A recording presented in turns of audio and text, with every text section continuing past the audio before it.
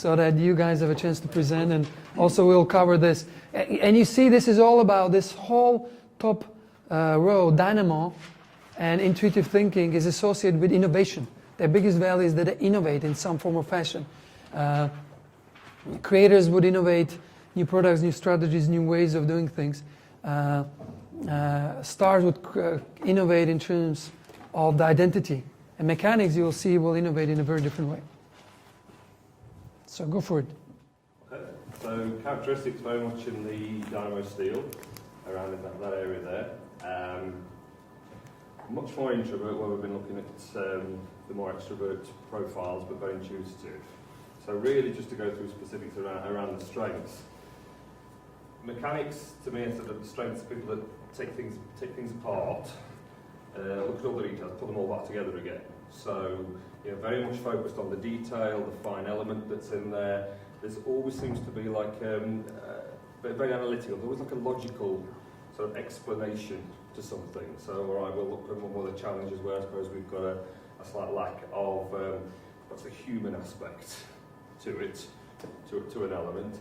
So, but very much we'll take on the projects, perhaps not initiate them, but we'll get hold of them, put them to bits, fix them, and complete them off. I think the big challenge though is that they are very much perfectionists. So lack of tempo energy means that they can be so focused on getting it exactly right that they'll get it done. It just might take them 3 years longer than anyone else wants them to do, which obviously can be a bit of a nightmare. And it also means that they can be very, very simple-minded and not necessarily the best person to have on a team, because they're more focused on getting things fixed and improved in the outcome rather than all the people around them. That can make it very challenging. Yeah, so within a team, or we sort of put the team and the workplace much together, so very much the role again is improving things, organising them, finishing them off, taking them through to the end, taking a problem, looking at the analytical side of it, pulling it to bits and pieces, and then really then communicating that detail to the rest of the people. I think there's also a lot of challenges because it's ironic, I've been an IT geek for 30 years and people assume I'm a mechanic as a result of that. But what I find is that means I've come into contact with lots of real mechanics, and they really like, they almost delight in overcomplicating things. They really love the complexity for the sake of complexity. They don't think about the wider audience in terms of how people really, in a lot of cases, actually need a bit of simplicity. So very much about almost over-engineering things and being very much focused on the systems and the detail and not necessarily what the people might need and what they want at the end of the day. So it means that they're very, often challenged in managing people and actually selling the benefits of things to people, because to them the benefit is that it works brilliantly. It's not the benefit that it actually achieves all these wonderful things for the rest of the world. So there's kind of, very much inward-looking, systems-looking approach. But it means they are brilliant at designing things and coming up with, I guess, not necessarily the big picture strategy that, say, a creator might come up with, but operational strategy. Then they're really good at that side of things, with the detail and how can they take something, make it better.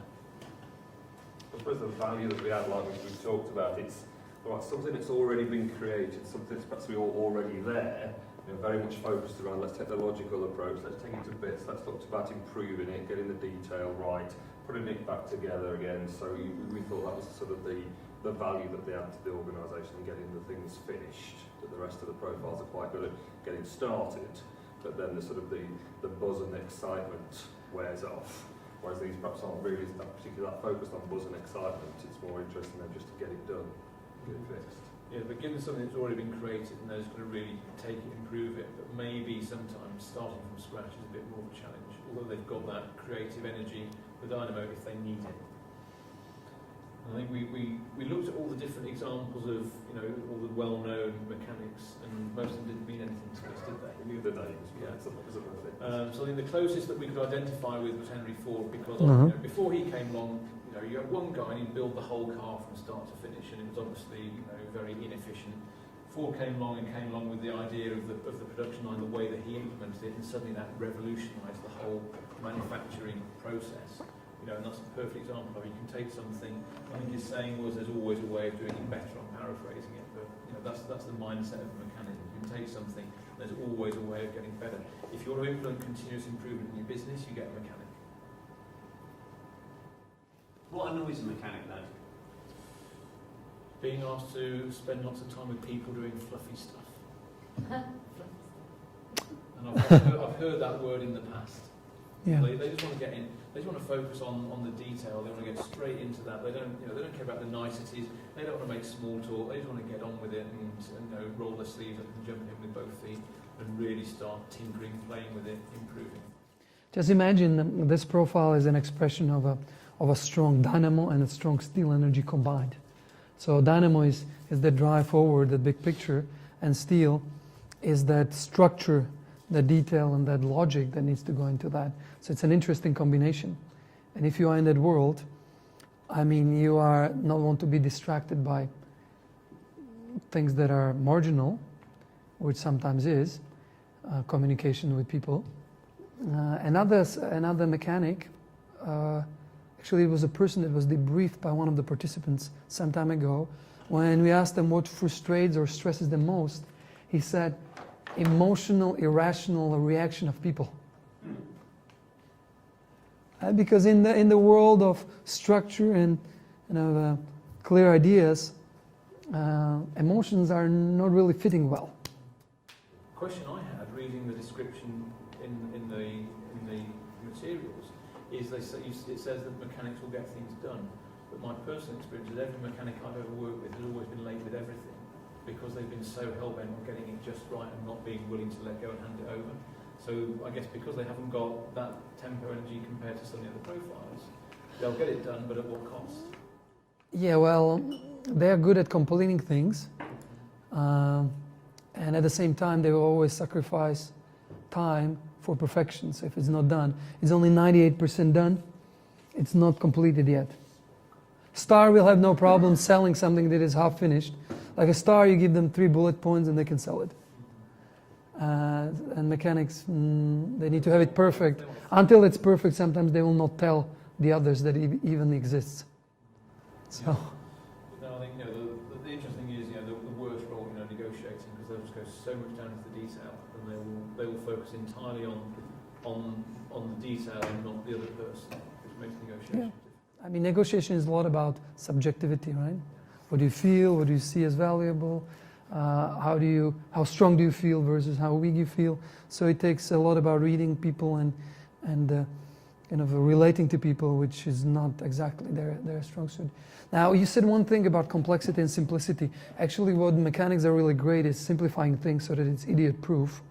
IKEA is known for the fact that they have quality stuff for a good price, but you have to work for it to be able to get that price, right? So you get it, it's nice there, and then you pick it up in the warehouse. It comes in a flat box, and you need to assemble it at home and so forth. So that's simple idea. So simplifying it in such a way that people can get it at an affordable price. That's what Henry Ford was doing. Same thing. So you can see a lot of creators come with great ideas, and then mechanics are really good at simplifying, making them good, running several versions of it. So the versions 3.5, it's so much better than the first one. And they know how things operate so well that they can always see the points of improvements. And they oftentimes get so much distracted by something that is not working well or not working, so they would not move until that is corrected.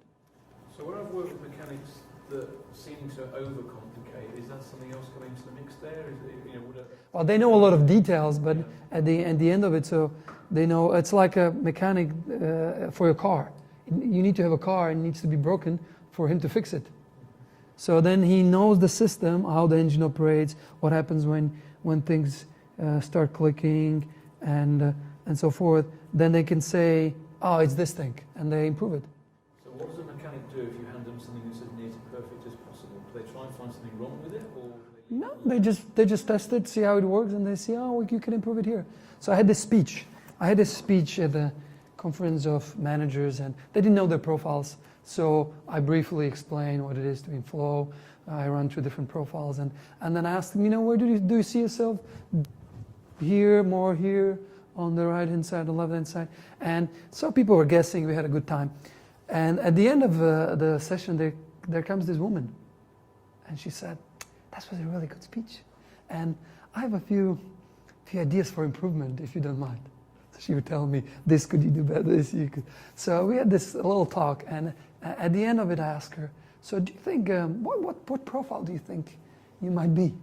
And she was like, I don't know, I'm managing and leading this large group of people. So I think I might be a supporter. It's like, oh really? So how exactly do you manage and lead them? Well, I have created this process and this system that makes sure that everybody knows what they're doing. I said, oh really? Okay. So yeah, she was very much towards the mechanics. So this is what mechanics will do. They will always find something that can be improved, and they mean it really well. Do we have to be careful saying they overcomplicate things, because isn't that just from a perspective of a person who doesn't see it that way? And if they didn't see the detail, and if they didn't go into that nth degree, they would never be able to do the job by which they're intended. Yeah.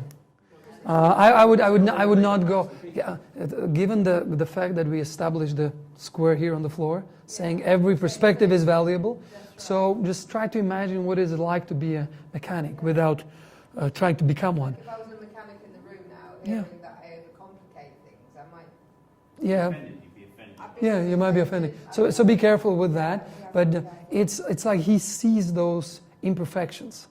Yeah. Like suddenly, like his magnifying glass is on those imperfections. He would pick them up in a room.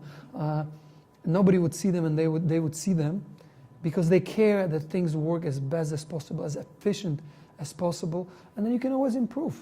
So oftentimes they think they're creators. That's what Henry Ford was thinking. He was a creator. He was working with Edison, and it didn't really gel, and then he improved the system, right? So here, let me see here, it's all about innovation, right? It's all about a dynamo. But these guys will innovate the what? Whether it's a product, plan, or something. These will innovate the who. And these will innovate the how. Because how it relates, because every energy is actually associated with a question. So the question the dynamo asks is the question what? The question that a blaze asks is the question who? The question that a tempo asks is the question when and where. Because reality happens in time and space, so they are very much attained to, or they're paying attention to that. And here you have a how. So this is a combination of what and how. This is a combination of what and who. But this is an innovation which reflects the question they will be asking. And it's fun. So think about every profile as someone who has this amazing gift. Amazing gift, and it's your task to discover it and fully engage it. Or help them discover and fully engage it. If it's you, then discover it for yourself and give it. For some people the gift will have no value, for others it will have massive value. So it also depends on who you give it to. And sometimes people like your person that you mentioned, that with all the system, sometimes people will bring you the things that you think you like, but it's the things that they appreciate most. It's like a dog brings you a bone. To a dog, the bone is the most valuable thing that she can or he can give you. He'll bring it, and it's an act of appreciation. It may not be the most useful thing for you, but they will always give you the biggest gift. The same with a cat. It will bring you a dead mouse. Yeah, look what I have for you. Right? So they will always have a gift, and you can waste it or engage it. You can use it or lose it in a way. And that's the beauty of talent dynamics. It validates everybody, because everybody has something valuable to bring. But we are not using it very often, or we are using it in a way that is a little bit sometimes mismatching, the things that we can use. Yeah. To abuse it. Yeah. Yeah. Or it's so easy to overlook it as well. Yeah. So rather than looking like, thinking about the different profiles is a lot about leadership. And leadership has one thing in common. It's about creating an environment when everybody can give their best. And when we are going to talk about supporters, we will see that they do that naturally. And for us, it's the same thing. So for your clients, you want to help them create an environment where they can flourish. You know, for example, in that valley, you will not find anything in that valley, nothing, because it's so scorchingly hot and dry there that it just looks like a barren landscape, right? But there was one year, I think it was in 2004, when there was a rain in that valley. In spring 2005, what happened? It was all full of flowers. You think this place is dead, and then something happens, a condition changes, and there was this seed of, you know, beauty there.